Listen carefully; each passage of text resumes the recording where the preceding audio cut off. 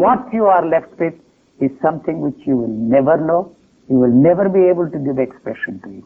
So whatever has happened to me is not in the field of the experiencing structure. So there is no way I can share this with anybody.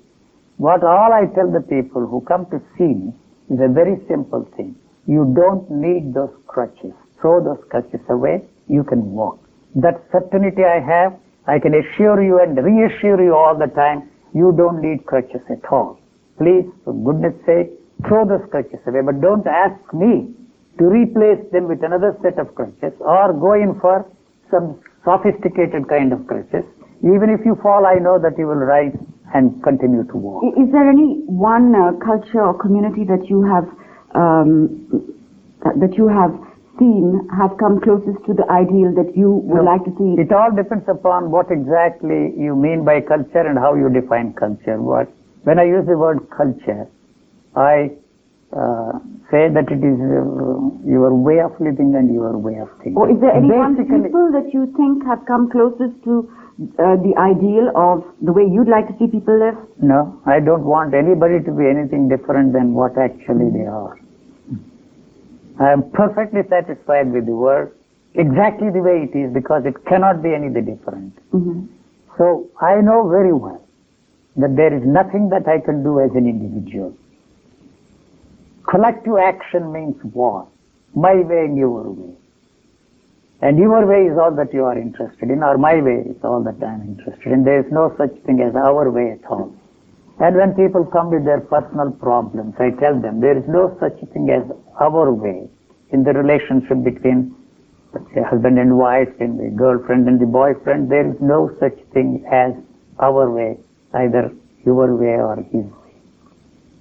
But you have to have certain compromises and make it a go of your living for whatever reason you are trying to live. Do you believe Don't try to create our way. Sorry, I was going to ask you, do you believe in marriage? Do you believe in relationships? Marriage is an outdated institution, but it is not so easy to do away with the institution of marriage. It is not the marriage that is really the problem in relationships between a man and a woman. The possessiveness. That's the most important thing. You can possess property, you can possess ideas, you can possess tremendous amount of knowledge. You cannot possess a living being at all. And so, I always tell people, you are a very beautiful woman. And somebody makes a pass at you, sorry to be personal like this. And if your husband does not kill that fellow, something wrong with him, he's a sick man. That's a very natural thing. Don't teach them to practice non-jealousy at all. Mm-hmm. So that is a very natural thing. So the possessiveness is the most important thing. I possess my wife. That is why if somebody makes a pass at it, if a beautiful woman, if she is very attractive, what's wrong with her? Others getting attracted to that, making passes with it. It is for her to make anything out of that, deal with the problem. But I mean, there was a sort of practical reason for this concept. Because otherwise... it is just like any other property. You have a house and then you have a wife, you have a husband. That's all that we are interested in. But you are not going to do away with the institution of marriage at all. Somewhere along the line. So the question pops up. Are you going to marry me? I have known a lot of unwed couples in my life. They come to see me. Unwed couples are more miserable than married couples. Not only that, there are so many things are involved. The marriage institution is disgusting only in one sense because it is like any other possessive element in our lives. It's a contract, you see. So it has lost all its charm there. It is not such an easy thing to create relationships on any other basis. The possessiveness is the most important factor in keeping these institutions going. Have you ever been married, Vijay? Yeah, I was married and had 4 children. Mm-hmm. But my wife died almost 33 years ago. Do you think, was it a fulfilling marriage? No, we had this basic problem. I always told her, long before this Tina Turner song, What Love Has Got to Do, became so popular, what love has got to do with our relationship. She didn't like that at all. The love does not play any role in relationships at all. When we find that it is not a satisfactory relationship, we want to reassure ourselves and reassure everybody that I love you, darling. Why the hell do you have to say, reassure yourself and reassure others because the relationships are falling apart? But don't you It think... is not the contract of marriage that is the most important thing. The difficulty of living together is the basic problem. The real problem is that you should live like this. You see, it must be an ideal, perfect, happy marriage. Do you believe in love? Love?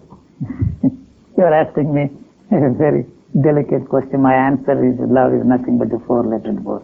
Have you ever been in love? Have you ever felt anything more than just the Probably four-letter word? I was infatuated with my wife for the first 6 months of my marriage. And then I realized that it was just a drag. You've I never didn't have felt more than that for any human being? No, the moment you introduce the element of love, you are creating a division there. And all your life you are trying to create a loving relationship, and a constant amount of energy is put into that, and it is just an idea that we have.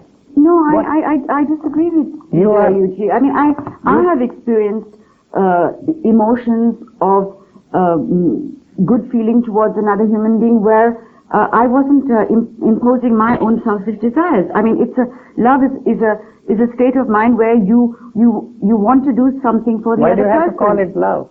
It's a name. I mean, we have to use. No, it we is have not. to use a vocabulary, a language. It is not just a name. It's not just a word. You see, the image that is there around that word, that is questionable to me. Do you think that it's possible to love one human being throughout your life? If you stop loving yourself, then it is possible to love others also. Not in the sense in which you are using the word. I would never say I love anybody. So love and hate go together. See, if you use love as the lost card in the pack, then things go wrong. And when that fails, what you are left with is hate. You may not use that word hate, but indifference to the relationship creeps into the picture, and it is not the same. So you have to reassure yourself. So you think that's perfectly natural? Perfectly natural. For love and hate to be so... You see, the problem there is together. we are not looking at the real issue there. The living together is not an easy thing at all. The moment you introduce the element of how to live, a perfect, harmonious relationship, you have created a problem there. Then only it will be possible for you to look at this and deal with this. Why there is this disharmony? Why should we bother about creating a loving, harmonious relationship? But then how does society function? I mean, are you advocating that everybody lives independent? You are living an isolated life of your own. You are not in harmony with the society at all. We are using the society only for some purposes for which it is not intended. So then only, if you are not caught up, you see, I want to use that word, between right and wrong, good and bad. You cannot do anything wrong, you cannot do anything bad. As long as you are caught up in these two, you will always do something wrong, because you are only interested in doing the right thing and good thing all your life.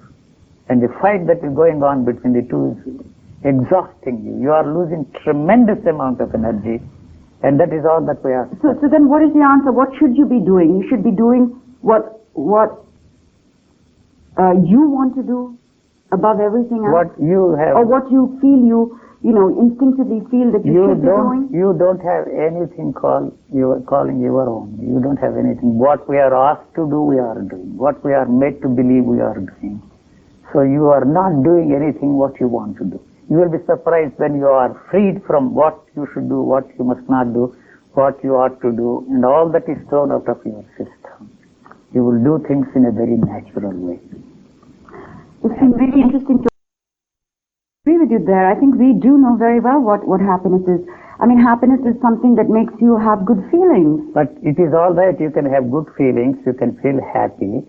But the demand to keep that lasting forever is really the problem. That is not what is impossible. It is impossible, but we still aspire to it because it makes us feel good. Yeah, but you feel good. It is a feeling good. That's all that is there, and you are left with the hope that one day, through some miracle or through the help of somebody, you will be able to stay happy forever and ever.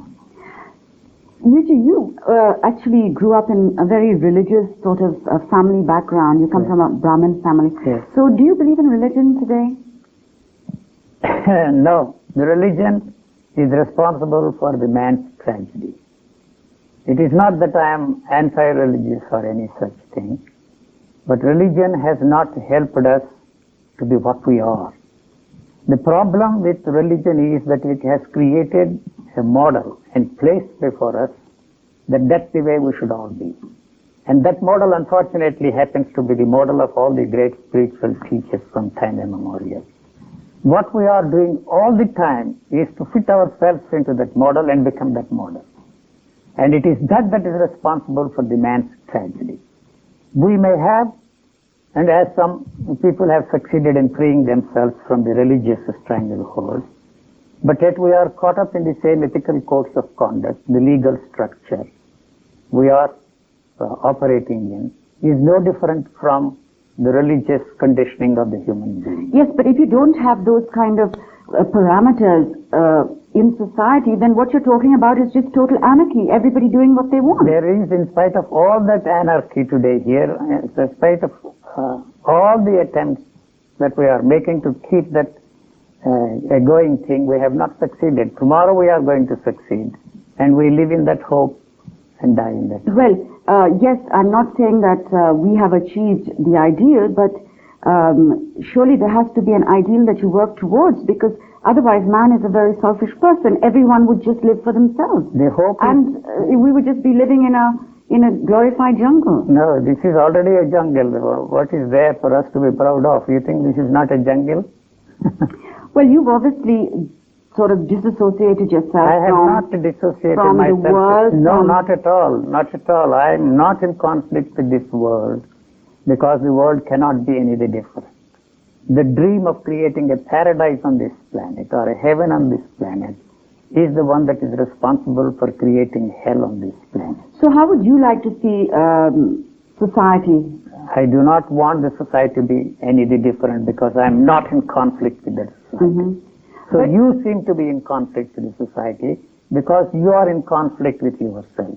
Why there is that conflict in you is because the idea that you should fit yourself into that value system created by that society, and so you are fighting all the time, struggling, and using tremendous energy to fit yourself into that framework.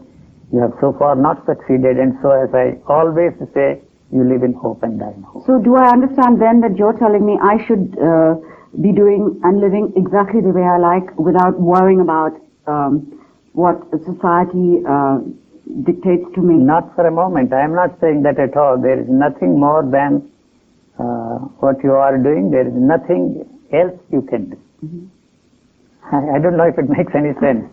Obviously not. It's a little difficult to understand, I must admit. Yeah. But you have such controversial ideas, yet people keep coming to you to ask you, your views on things. How does it feel? Does it give you a kind of power? No. It doesn't give me any power, you see. I only want to tell them that no useful purpose would be served by carrying on any conversation with me. And yet they come day after day, and they hang around me, hoping one day to understand. I am telling them all the time, there is nothing to understand here. So then why do you, for example, accept coming on a television program like this? I mean, what is your objective in doing a program like this if you say you've got nothing to say? No, there is a motive here. Mm-hmm. And there is no such thing as a motiveless action at all. Since you invited me, I accepted this invitation to appear on your face-to-face and use you as a medium to express whatever I want to express. And what I have found for myself and by myself is something extraordinary. And that has freed from the totality of everything everybody thought, felt, and experienced before me. As I said a while ago,